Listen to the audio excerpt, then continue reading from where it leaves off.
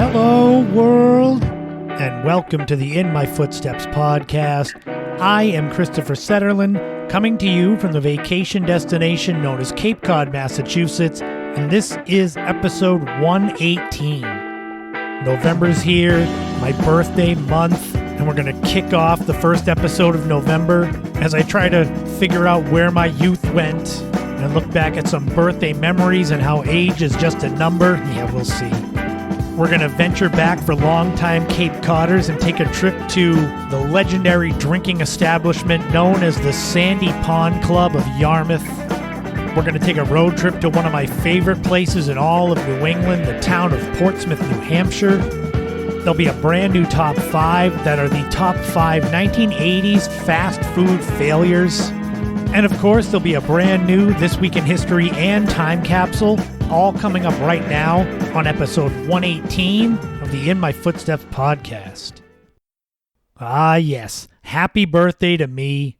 When this podcast goes live, my birthday will be tomorrow. Most of you will hear this after it's already happened. Thank you all for celebrating with me by checking out the podcast. The best gift I can get from you, besides $1 million, is you sharing the podcast, letting others know, tell them to check it out. Of course, you can also become a subscriber through Patreon or Buzzsprout. The second member-only podcast drops today, November 1st. These bonus episodes follow my old travel blog. Well, it was supposed to be kind of a sister travel blog. It became more of a running commentary on life from about 15 years ago and is way more like a fever dream combined with an episode of Seinfeld. I share clips from these bonus episodes for you to get an idea of what they are. Sort of a try before you buy. You'll find them all over social media. This month is kind of a slow month in terms of book events, but it's going to ramp up in December, so I'll keep you all posted. But I have 9 books. They all make great holiday gifts. So click the links in the description of the podcast to go check them out if you're interested. I tell you, just last week I really dodged a bullet when it came to work as far as content goes. My entire laptop had to get reset, which that's no fun. Luckily I had everything backed up just in case, but it was several days where I had no laptop, so I couldn't do any podcast work, any marketing, any sort of content work. Thankfully, it's all running smooth now. But just remember, if you do any sort of computer work at all, to back up your work on an external hard drive, because you don't want to lose something you've worked hard on. I think I told you this before, but my big road trip I did in 2019, so 4 years ago this month, my computer failed then, and I lost a couple thousand photos from that trip because they weren't backed up. That was what led me to get my current laptop that I have now. But enough about that. This is my birthday episode. We're going to kick it off with kind of a present to longtime Cape Codders. You of the generation ahead of me, sit back and relax and reminisce as we talk about the relatively brief but spectacular history of the Sandy Pond Club in Yarmouth. So let's pop the top on that right now. It began its existence as a hunting lodge before becoming one of the legendary establishments during the golden age of Cape Cod nightlife. The Sandy Pond Club is still talked about glowingly by those who frequented it even more than 35 years after the building was burned down after the town of Yarmouth bought the property. The land on which the Sandy Pond Club once stood is at the north end of Townbrook Road in West Yarmouth, Massachusetts. It was purchased in 1939 from Raymond Ellis by Nelson Cressy, who was Yarmouth's police chief at the time, a position he had been promoted to the year previous. The property abutting Sandy Pond became home to a remote hunting lodge used by Chief Cressy. The lodge remained in his possession until 1953, when a future Cape Cod legend entered the picture. Jack Braggington Smith, who would gain fame decades later for his Jack's Outback restaurant on Route 6A in Yarmouthport, showed his new wife Dorothy the site and sandy pond in 1953. Dorothy had come to Cape Cod from Rangeley, Maine after the death of her first husband, George Goodspeed, and the site gave her pleasant memories. She decided to purchase the land. Jack then took over Chief Cressy's lodge and turned it into the Sandy Pond Club. Popular establishments became a part of the family, as Braggington Smith's father, Harold Smith, was the original owner of the nearby Mill Hill Club at the same time. Though it would retain much of its hunting lodge charm, including a huge fireplace, Braggington Smith had plans to make his new establishment one of a kind. Over time, he would purchase a total of 90 acres of land surrounding the club. The road leading to the Sandy Pond Club was dirt and filled with dangerous potholes. The potholes, though, actually slowed people down as they drove the remote quarter-mile road, thus curbing any car accidents. The isolation of the road gave way to an oasis on the water, and patrons knew they had arrived. Despite the proximity of the new establishment to the town of Yarmouth, it quickly became an underground hit. Braggington Smith incorporated the pond itself into the club by adding pontoon boats, a diving tower, and a downstairs bar for those who chose to visit in swimsuits. The Sandy Pond Club was nothing if not unique. It was a spot that had many distinctive traditions and activities that left an indelible mark on those who visited. There were oddities like the Lefty-Righty Club. This consisted of a cup hanging from either the left or right side of the club. On busy nights, folks would have to hold their drinks in the hand that corresponded to the mug. Throughout the night, a saxophone player at the club played a familiar tune, signaling that the cup was being moved and that all drinks had to be switched to the other hand. The music was a great cross-section, as there was rock and roll, in addition to some tremendous jazz legends, including Lou Colombo and Leroy Perkins' Excalibur Band, as well as famed pianist Bob Hayes. Dick Doherty of the equally legendary Crystal Palace in Hyannis played a jam session there in the days before he owned his own establishment. Iconic rock and roll pioneer Chubby Checker even played a gig at the Sandy Pond Club. Jeans were not allowed. Patrons dressed in a classy, casual manner. Braggington Smith's son, Brian, lovingly refers to the Sandy Pond Club as the original Jack's Outback, the old man at his best. Jack's Outback was another endeavor the elder Braggington Smith owned, a beloved breakfast and lunch spot on Route 6A in Yarmouthport. Though Braggington Smith sold the club in 1971, its popularity did not wane. It was leased by Cape Cod happy hour legend John Morgan, who ran it for 3 years as Groggery at Sandy Pond. On many nights, the club was packed wall to wall, with more than 400 people squeezing inside. A season's pass cost only $1, and if one happened to be a year-round Cape Cod resident, one's pass was basically good forever. It was a place locals and visitors, as well as town firefighters and police, frequented for the atmosphere as well as the cheap drinks. The beer of choice at the time, Schlitz, cost 50 cents, while mixed drinks like the popular Cape Codder were 70 cents.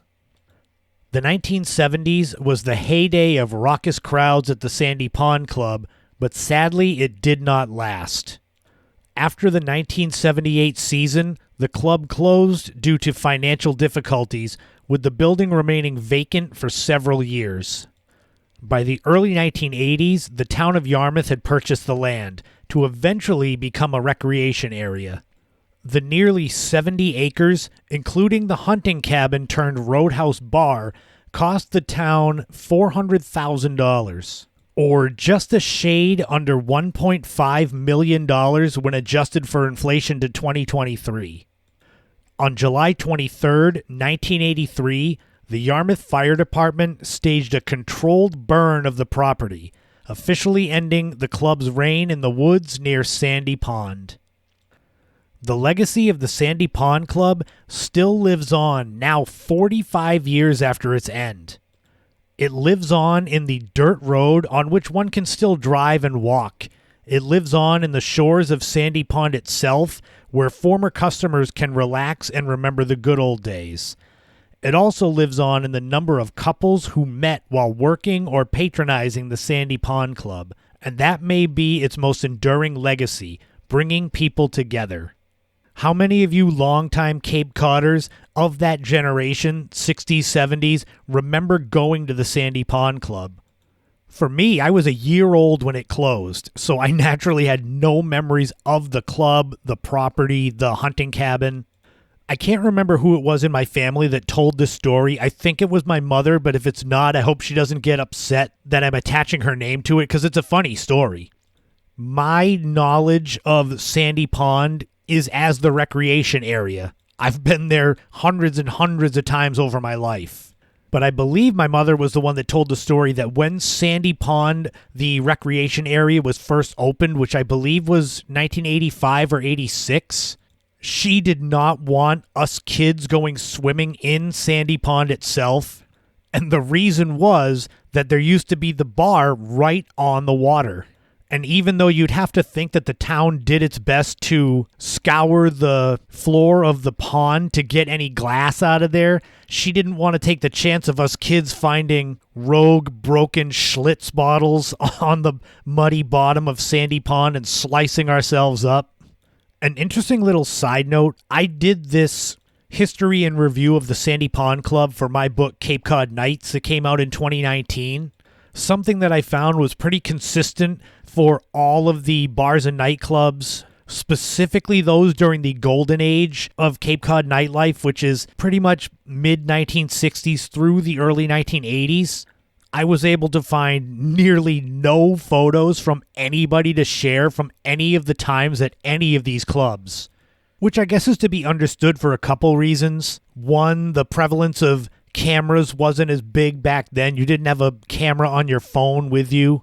But second is the idea that you're at these clubs drinking and you don't have the right frame of mind to stop to think to take pictures of everyone or the building or whatever. So when I would interview people for the Cape Cod Nights book, most of the people would say they had memories, but they were pretty hazy. But what about you folks? Do you have memories of the Sandy Pond Club? Are they pretty hazy? You can still drive that Town Brook Road, the dirt road with the potholes that would lead you to the Sandy Pond Club. It's really overgrown, and unfortunately, when you get to the dirt parking lot where the club was, there's a pair of big boulders that block the road. So unfortunately for all of you looking to reminisce, you can't fully get the experience, but you can always get to those boulders and close your eyes and imagine there being that hunting lodge / bar on the water.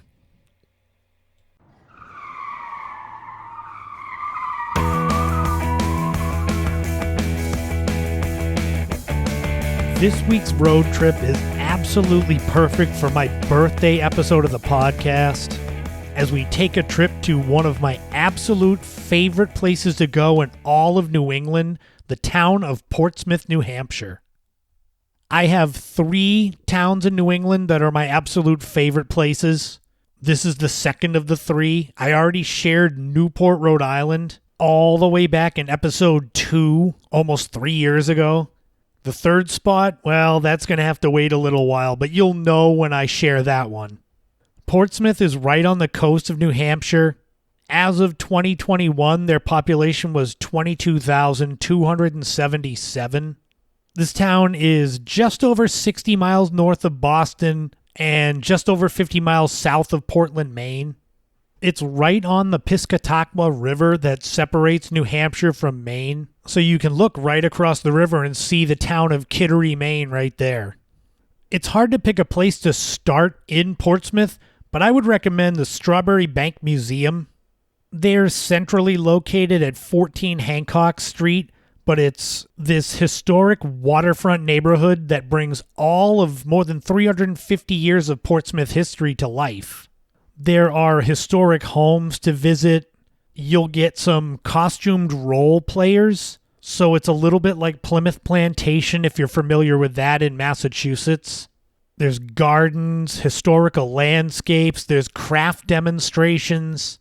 The entire area is about 10 acres, at the south end of Portsmouth that back in the day was a neighborhood known as Puddle Dock. It first opened in 1965, and I won't do a good enough job explaining it to you, so I'd recommend checking out strawberrybank.org. I'll put a link in the description of the podcast, mainly because both words are spelled differently. Strawberry is spelled with one R, and bank is spelled with an E. If you're walking all around Portsmouth, all around Strawberry Bank, you might want to walk down to Market Square for some good shopping, eating. There are dozens of stores and restaurants along Market Street, Ceres Street, Congress Street, Pleasant Street. Check out goportsmouthnh.com to get a better idea of what's there. Portsmouth is definitely a very walkable town. Sometimes finding a place to park is difficult, but once you do, it's very easy to just start wandering around. I mean, it's not that large. Like I said, the population's just over 22,000, which is big, but it's kind of in a smaller area. So you visited Strawberry Bank, you went shopping at Market Square. While you're in the walking mood, you might as well go and check out the Harbor Trail. This walking route right along the water includes many important landmarks of Portsmouth. There are guided walking tours of this harbor trail with people that can share with you all about the historic buildings and landmarks that are there. And there's the Harbor Walk Park that's right at the foot of the Memorial Bridge. You can get some crazy views there. Great photos. And naturally, if you're there right along the Piscataqua River, there's lots of piers and boats coming and going. So you can do lots of walking and lots of shopping and dining and exploring the historic sites of Portsmouth. But you can also just sit along the water and just watch the boats go by. Sometimes taking a road trip to somewhere can be best enjoyed by just sitting and soaking in the atmosphere. And if you want to soak in the atmosphere and get some beautiful photos, you definitely have to check out Prescott Park. It's located on Marcy Street, and it's over 10 acres of a waterfront park, with the land being purchased in the 1930s by sisters Josie and Mary Prescott. There's beautiful fountains and water displays and some incredible trees, but then wide open views of the river and the boats. And if you go during the summer, the Prescott Park Arts Festival is held there. There's music and theater and art outdoors on the water. It's just a beautiful place to go and visit. Portsmouth in general, but Prescott Park as well. This is one of those towns that I'm going to try to do justice to with explaining places to go to, but I will keep saying just go. Park your car and just wander around. Wintertime's a little harder to go up there. I'd recommend spring and summer, but any time of year is good for the history. And well, if you've been listening to this podcast at all, you know, speaking of history, that I love lighthouses, and there's Portsmouth Lighthouse, which is located on neighboring Newcastle Island. I consider Newcastle to be just an offshoot of Portsmouth. The lighthouse was built in 1877 and is 48 feet tall, and it overlooks the entrance to Portsmouth Harbor from historic Fort Constitution.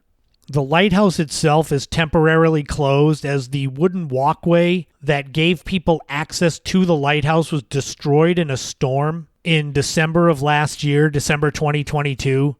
That's kind of why I didn't lead off this segment with the lighthouse and the fort. That's more in my wheelhouse, but I know that they're kind of closed right now. But if you're listening to this podcast in the future, maybe they'll be open for you. If you go to see the lighthouse, Fort Constitution, you can't see one without the other. However, the fort is also currently closed due to pending repairs.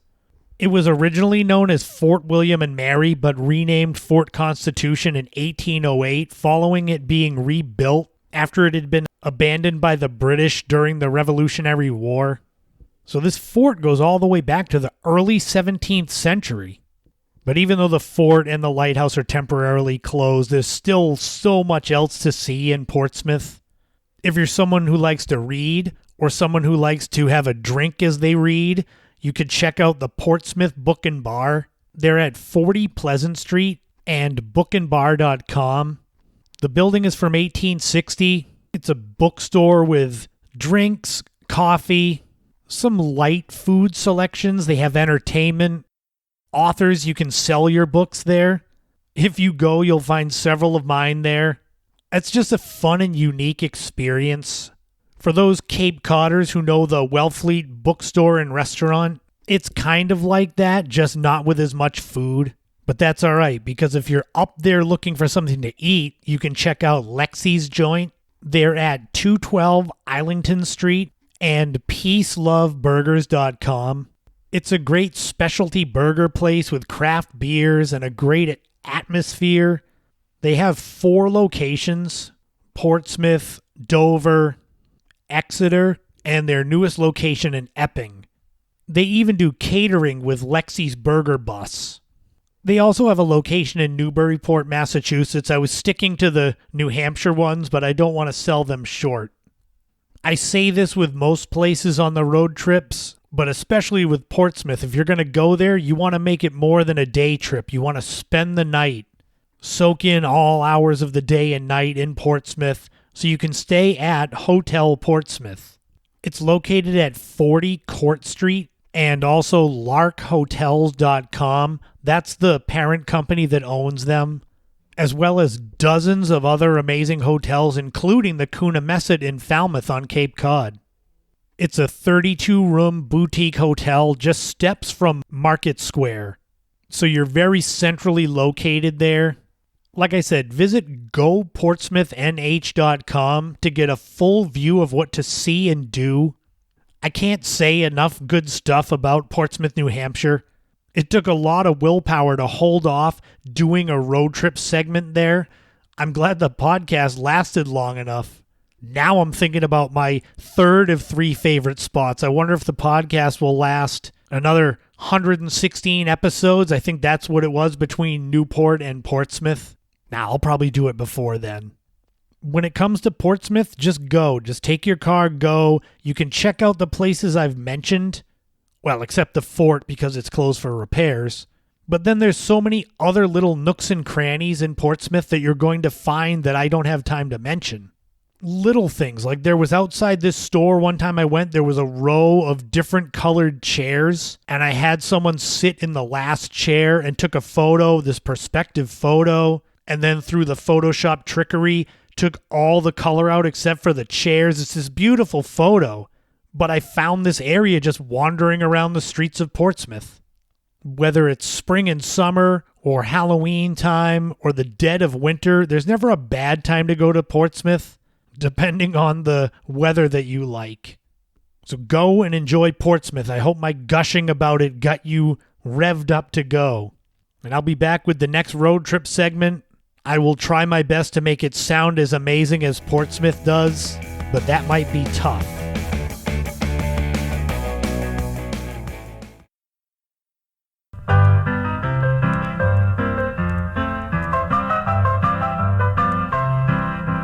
This week in history, we are going back 91 years to November the 2nd, 1932, and the beginning of the Great Emu War.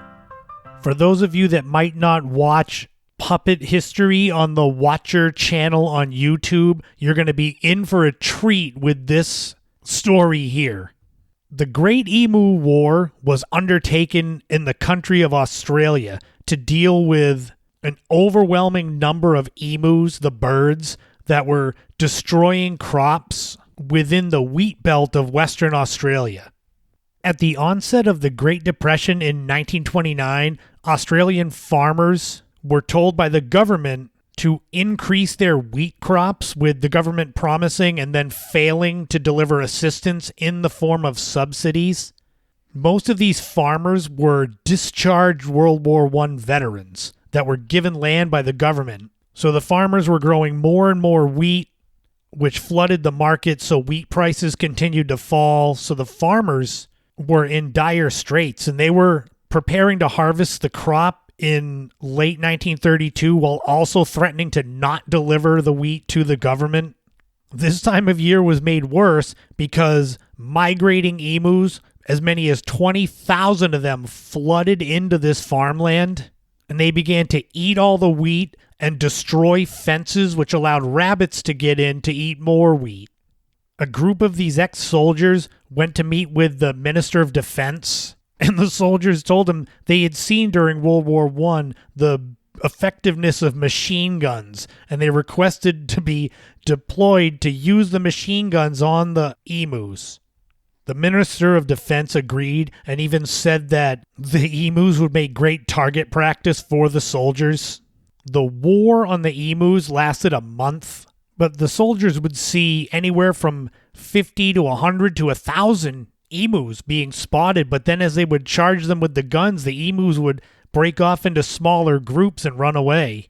It was said that within a few days, each of these packs of emus seemed to have their own leader, like a general, to go up against the soldiers. After a week, the military was withdrawn because it was seen as a big failure. But then a few days later, November 12th, they sent the military back in. It was said that after a month, by December 2nd, the military was killing approximately 100 emus per week. Now remember what I said a few minutes ago, that it was upwards of 20,000 that had flooded these wheat fields. 100 a week was not going to get the job done. When the soldiers reported back December 10th after the war was over, they estimated that there were 986 kills for sure and possibly 2,500 wounded birds that had died or would die as a result of their injuries. That still would leave, 16,000 or more birds still alive, untouched, to destroy the wheat. So the Great Emu War was a failure. And interestingly, it wasn't the end, because the farmers again requested military assistance to fight the emus in 1934, 1943, and 1948, only to be turned down by the government. I highly recommend watching Puppet History on the Watcher Network to get a full, in-depth look at the Emu War. But the first battle of the war between Australian farmers and the emus began 91 years ago this week in history. And now it's time for a brand new time capsule.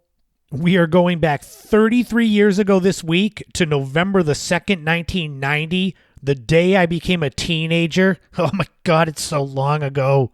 Let's see what great stuff was going on my birthday way back then. The number one song was Ice Ice Baby by Vanilla Ice. Oh God, it's not starting well. This song was off of Vanilla Ice's To the Extreme album, which I had the cassette of.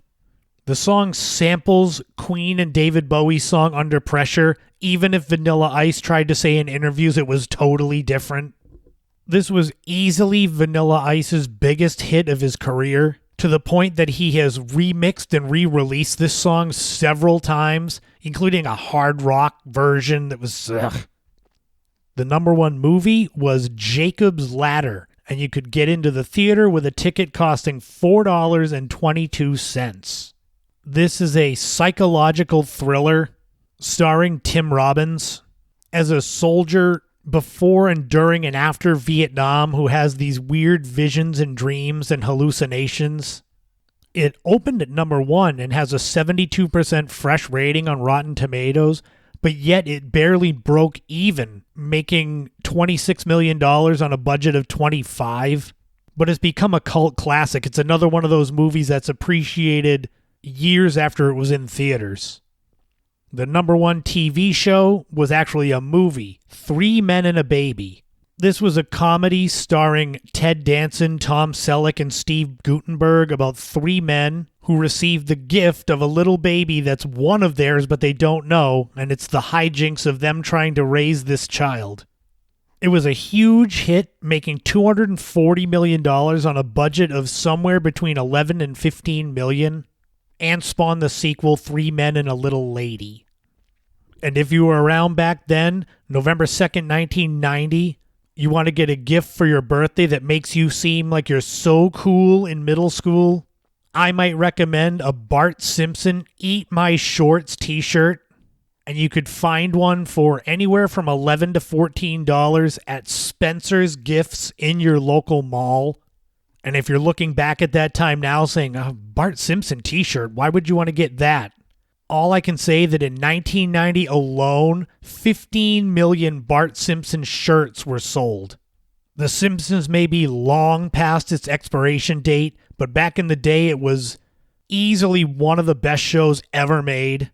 And I wore that Bart Simpson t-shirt until it was ripped with holes in it.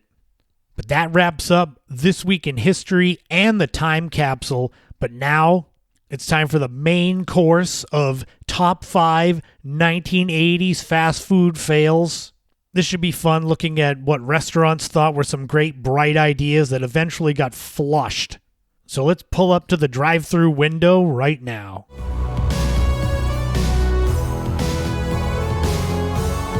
I would say that this is going to be a delicious and tasty top 5, but that sadly is probably not the case, as this week we are going to look at some of the biggest fast food fails of the 1980s. When putting together this top 5 list, I noticed that some of these failures from these restaurants were not necessarily due to low sales. As you'll hear, a few of these were actually quite popular. It actually falls on the restaurants themselves not being prepared for the popularity of some of these items. But enough of the setup. Let's get to the actual top 5. You know that with the vast majority of these lists, they're in no particular order, and they also have honorable mentions. These will be the appetizers to the big fast food fails. So, honorable mentions for fast food fails of the 1980s include Jack in the Box's Frings, which were basically French fries and onion rings in the same package. The Pizza Hut Priazzo, which was the ultimate deep dish pizza with 2 layers of dough and a bunch of toppings. The McDLT from McDonald's, which is famous for those commercials from the 80s. Keep the hot side hot and the cool side cool. You'll go look it up, you'll find it. And the final honorable mention was the Taco Bell Beefer, which was basically like a Sloppy Joe on a burger bun from a restaurant that has the slogan, "Think outside the bun." So no wonder that failed. Do you remember any of those? Well, let's get ready for the actual top 5. Let's dive into it. Let's open up the bag and look inside and see what they messed up on our order. Starting with number 1. The A&W 1/3 pound burger. This product failed due to the stupidity of some people in this country. It was during the 80s that A&W released their 1/3 pound burger to directly compete with McDonald's 1/4 pounder burger, complete with the advertising slogan, "Third is the word." But unbelievably, this failed because the majority of people in America thought that 1/4 pound was bigger than 1/3 pound because the 4 is bigger than 3. I can't make this up. I know A&W is seen as more for the root beer, and their restaurants have been less and less popular. We had one in Harwich on Cape Cod for years that just closed down in the last couple years. But for people to think that 1/3 pound was smaller than 1/4 pound, I don't know if it's a failure on the school systems or just stupidity gone wild. Number 2 was the Taco Bell seafood salad. When you go to Taco Bell, what do you want? Mexican food, or at least American version of Mexican food, chicken, beef. I think the last thing anyone would want is seafood salad, which I find disgusting anyway. I don't know what your thoughts are on it. It was a crispy, flattened out kind of tortilla shell made to be kind of like a bowl, filled with lettuce, other salad toppings, snow crab, shrimp, etc. You can find photos of it online. It doesn't look appetizing to me, but I'm kind of partial. I don't like most seafood salad especially. But if you're going to a fast food restaurant, you tend to have your favorites that you want. So Taco Bell offering seafood salad just doesn't seem like it would work, and it didn't. This product debuted in 1986 and quickly was pulled after several cases of food poisoning came out. Talk about tripping at the starting line. That's why Taco Bell needs to stick with what brought them to the dance. Number 3 is McPizza. I could have made a whole top 5 based just on McDonald's fails, but I tried to stick to one, although the honorable mention had McDLT. McPizza is literally a personal pizza. It debuted in the late 1980s.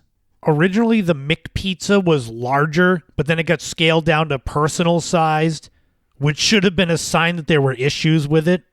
The main problem was the wait time and having to get these pizza ovens into all these franchises. Because if you go to McDonald's and place your order, you're looking at getting your stuff, whether in the restaurant or the drive-thru, in 2, 3, 4 minutes? McPizza would take on average from 11 to 16 minutes. So God help you if you got that at the drive-thru. It was scaled back and discontinued by the end of the 1990s. Number 4 was Burger King's BK Burger Bundles. These I actually remember. They were little burger sliders. I think because I was a kid back then, I liked burgers that were more hand-sized for little kid hands. Just like Kentucky Fried Chicken had the Chicken Littles, same idea. These came out in the mid-1980s and were initially sold in packs of 3 or 6. They've disappeared and come back as BK Burger Buddies and Burger Shots. The reason they failed in the 1980s was due to the size of the burger patties, and they would fall through the grates of the grill and just burn and catch fire.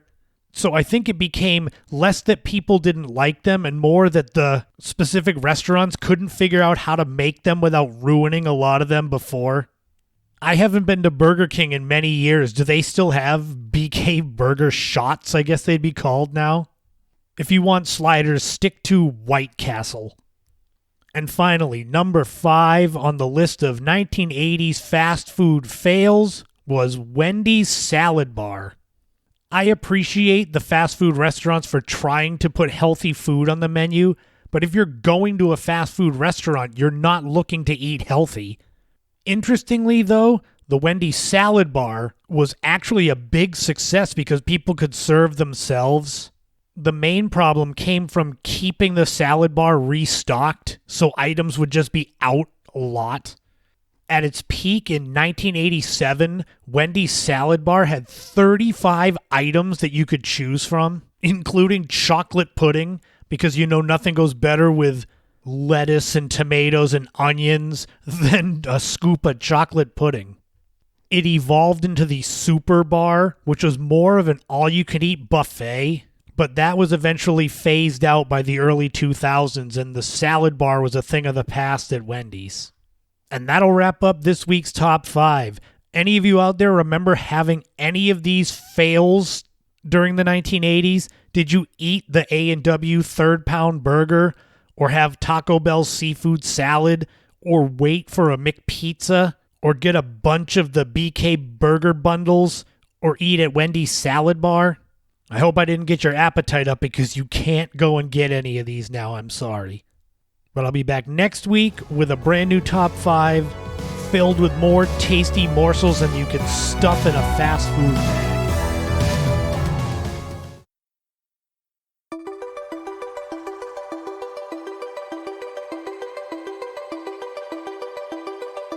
Well, by the time a lot of you hear this, I will have celebrated my latest birthday.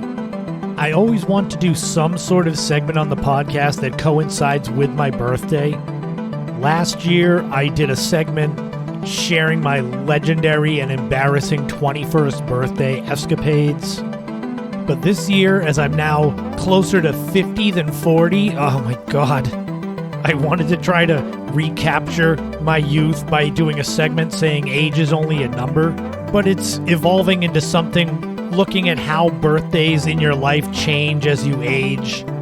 And at the end, I will share some birthday greatest hits, I guess you'll say. You'll have to stick around for that. I know I'm not the only one that thinks this, but I'm sure a lot of you out there, as the years go by and beloved memories or times in your life get further and further from the present day, you really start to wonder where the time has gone. High school is long gone. College is long gone. Christ, my 20s are long gone. It kind of gets to this point that you're moving up a ladder in your life different grades of school, finishing school, if you go to college, and get your first real job in the real world. But eventually you get to the top of this ladder and it's kind of just a plateau where you're just moving in the same direction. Like you've stopped growing and you're now just existing. And believe me, this is not meant to be sad or depressing. It's actually going to be a pretty funny segment as we go on. I was just trying to figure a way to describe what it's like to grow up and eventually become an adult. And then what happens there? You just become an older adult and then an elderly adult. Although I guess the further you go, the more you kind of regress, where your first few birthdays and your last few birthdays probably mirror each other more than you would imagine they would. But like I said, age is only a number. It kind of depends on what you do with those years. I look at someone like Arnold Schwarzenegger, who's 76 years old and is in better shape than 95% of the people on the planet still. Granted, he came from a much higher place, so his coming down is still so far above most people. But ask yourself this honestly, how many of you out there feel your age? I have days where I feel older than I am. Like the other day I went running and I can't run like I used to several years ago. And I hurt my right foot, so I've been hobbling around. That makes me feel every bit of my age. But for the most part, I have kept myself in pretty good shape. And that includes years of heavy drinking and years of eating like crap and years of battling mental health, depression. And still this day, I feel pretty good. So even though I say I'm closer to 50 than 40 and it kind of gives me the shivers, oh God, the reality is I feel more like I'm in my early 30s if I had to pick an age. And with tweaks in your diet, tweaks in your exercise, small adaptations for your own mental health, I always talk about it on the podcast, but the vast majority of you listening can roll back the years somewhat. You can't do it really, but you can feel better than your age on your driver's license would say. My grandpa, who was my hero and role model, as you all know, lived to be 93, so I'm just about halfway there. And the only thing I think I can do better than my grandpa with my life is to outlive him. So my goal is just to do that. I can't be an Olympic caliber sprinter, swimmer. I can't be married to the same woman for 70 years. I can't run several successful businesses, but I can live longer. But let's circle back to birthdays in general. It's amazing how the birthday itself changes as you age.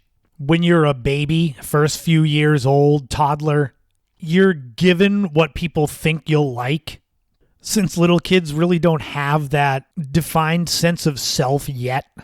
With my nieces and nephews, I gave them what I thought I would like at that age. And your birthday parties are typically family. If you're in preschool or the first few years of school, maybe you have a few friends come over. But then you get to be 6, 7 years old, and you start to have defined things that you enjoy, defined things that you want. And luckily, for the most part, what kids want for presents on their birthdays up until age 10, 6, 7, 8, 9, it's all stuff that's affordable. So for the most part, kids would get everything they wanted. I know that's how it was for me. I don't remember being disappointed on my birthdays when I was young. It was always good presents, typically some sort of fast food for dinner, KFC, McDonald's, and a few friends, eventually evolving into sleepovers. I think my first birthday sleepover was when I turned 8 or 9. Then you hit puberty, become a teenager. That's when you prefer cash over typical presents. When my nieces and nephews hit teenagehood, 13, that's when I stopped buying them presents and just started giving cash. Sure, you could do gift cards, but then you're stuck going to a specific store.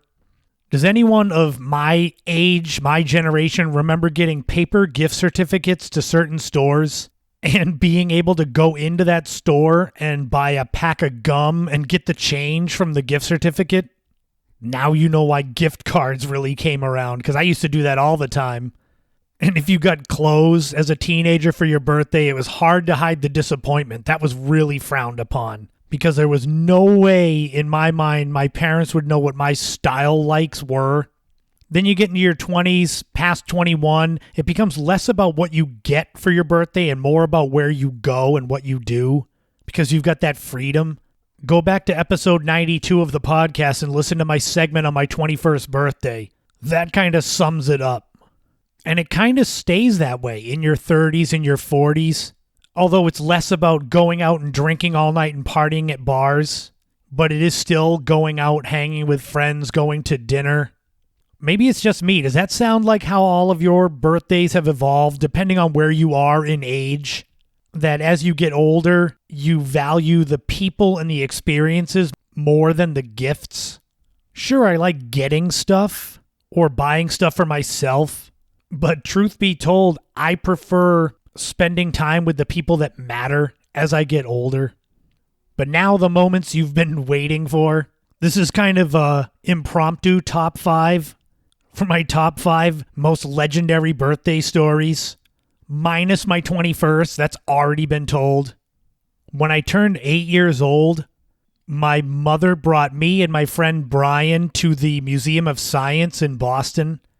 I can't remember if someone else was with us as far as an adult. My friend Matt was supposed to come too, but he couldn't go. There was going to be 3 of us 8-year-old boys. I love the Museum of Science, but what I remember most about that trip was the drive up and the drive back. It was like the evolution of my travel love. The big hit songs on the radio at the time were Part-Time Lover by Stevie Wonder and Who's Zoomin' Who by Aretha Franklin. They are ingrained in my mind because they played on the radio, I'd say at least 3 or 4 times each on the ride up and back. You ever have a song play in a certain situation and then every time you hear that song after you can feel that situation again? Every time I hear Part-Time Lover, I think of going to the Museum of Science at age 8. It was either when I turned 8 or when I turned 9. I had my first birthday sleepover. I know my friend Brian and my friend Matt were both there. Maybe there was another kid. I don't know. What made this memorable was my pregnant gray cat, Smokey, came downstairs into the basement room that I had and plopped herself down in amongst us young boys and pushed out one big kitten. Yep, my cat gave birth on my birthday in front of all my friends. And one kitten, and we called him Solo, which that's a story I'll have to share more about in another episode, Solo the cat. When I turned 30, I was out at a place called the British Beer Company. 2 friends were with me trying to get me drunk off my ass. They made me take the birthday shot, which was warm gin. And then while we were there, one of them went and found how do I say this nicely, an older lady, probably from somewhere in Latin America, and they plopped her down next to me and basically said I was looking to get lucky with her. All I can say is that I looked at her and I looked at them and I said, there's not enough alcohol in this place to make her look good. I mean, that's as nicely as I could put it. I remember saying that because there was no filter. Yikes, I don't think she was happy. She was gone within a few minutes. I think when I turned 33, I went to this local restaurant bar that's one of my favorite hangouts, especially when I used to go out and drink a lot more. And there was a bunch of people there for this celebration, including one girl that I was very, very into, like over my head crazy about. She was Pam to my Jim, for those that know The Office, except it didn't end the same way. Anyway, the more I drank, I ended up blackout drunk. And I had to be told a few days later at work when I said, boy, I'm glad I didn't do or say anything stupid on my birthday, that I professed my love to this girl at the bar. She told me that she had a boyfriend, which I knew, but I said I didn't care. I had a friend and my brother basically had to corral me and get me the hell out of there before I said anything else stupid. Perhaps the king of all birthday stories, well, besides my 21st, was when I turned 12 and we had a big celebration. There was at least a couple of friends I invited over, including one kid who was new to the area, and I thought he was so cool. And I invited him, among others, to my birthday. And I got a bunch of cash for my birthday, 12. It was 1989. The party ended, everybody went home, and I couldn't find my birthday money. There was only one suspect, and it was this new kid. My mother had to call his house and ask where the money was, and at first he denied it until my mother said she was going to go to the police unless he handed the money over when we drove over there in a few minutes. And we drove over, and he handed my mother my birthday money. Just imagine that. Going to a kid's birthday party, someone invites you and you steal all their money. What kind of a scumbag person are you? Needless to say, he was never my friend again. Funny how things like that can ruin a friendship. But I got all my money back. There are some of my most infamous birthday memories. I asked my mother if she could remember any other funny stories from birthdays, but she couldn't. I guess that's good that I don't have a lot of embarrassing memories like that. But thank you to anyone who's ever celebrated my birthday with me, wished me happy birthday, any of that stuff.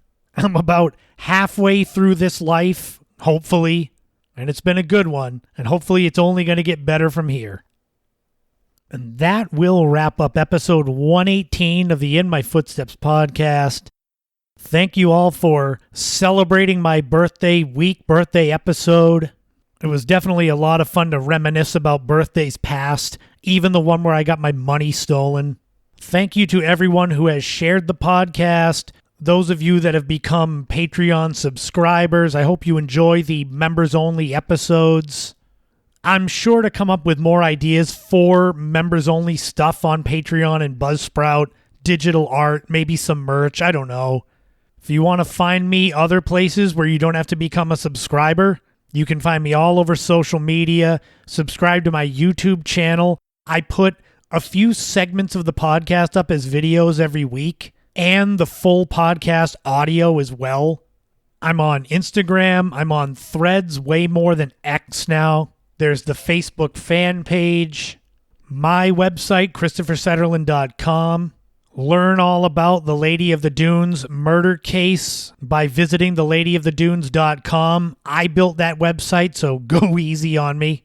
But it has Frank Durant's amazing documentary. You can watch it for free. You can buy a copy of my book about the case, the documentary, and just learn all about it. It costs nothing to check out all this other content. And I do appreciate everyone who does check out my stuff, share it, comment, all that great stuff. Thank you. But this here, the main podcast, that keeps rolling on next week with episode 119. We will celebrate 3 years of me doing this podcast.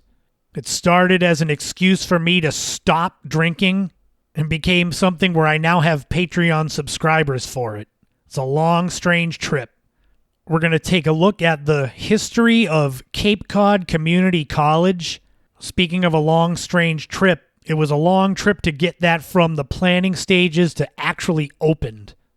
We're going to go way, way back in the day and look at the NFL Sports Talk Football video game series from the Sega Genesis, a.k.a. Joe Montana Sports Talk Football. Oh man, that brought back some fond memories for me. There'll be a brand new top 5 that are the top 5 athletes that I ever got to see play live. Boy, this was a tough list to put together and narrow down. And of course, there'll be a brand new This Week in History and Time Capsule coming up next week on episode 119 of the In My Footsteps podcast. Remember to take care of your mental health. We're into November. The sunset is getting earlier. The foliage is starting to go. Soon the leaves will just be brown and dead on the ground, and it'll get chillier, longer nights. So remember to lean into the things that make you happy to kind of help you navigate through what could be a long winter. Hopefully it's not. The podcast will keep going, so at least you've got that to look forward to if you enjoy this show. Now, granted, it's only about an hour respite from the winter each week, but at least you can hang your hat on that. And remember, in this life, don't walk in anyone else's footsteps. Create your own path and enjoy every moment you can on this journey because you never know what tomorrow brings. Better to try something and fail than not try and regret. So thank you once again for tuning in. This has been the In My Footsteps podcast.